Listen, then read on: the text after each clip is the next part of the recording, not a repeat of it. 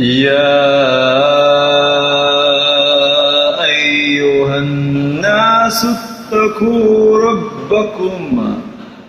وأخشوا يوما لا يجزي والد عن ولده ولا مولود هو جاز عن والده شيئا إن وعد الله حق فلا تغرنكم الحياة الدنيا ولا يغرنكم بالله الغرور.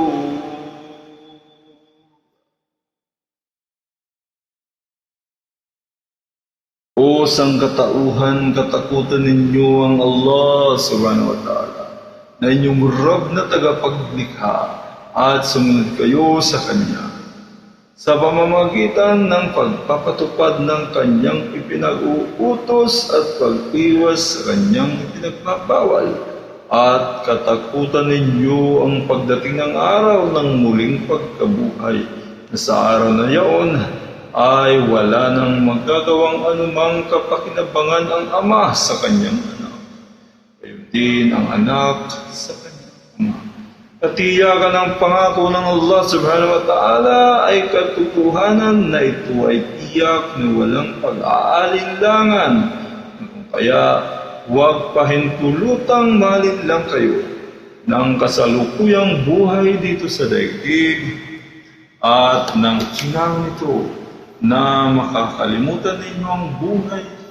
sa kabilang buhay. At huwag niyong pagtaksila ng Allah subhanahu wa ta'ala sa pamamagitan ng pagsunod sa pinakapinuno ng tagapagdinlang na nagtaksil, kasama ang mga syaitan na mula sa mga jin at mga tao. Inna Allaha andahu ilmus sa'ati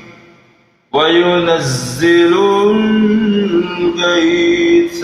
ويعلم ما في الأرحام وما تدري نفس ماذا تكسب غدا وما تدري نفس أي أرض تموت إن الله عليم خبير.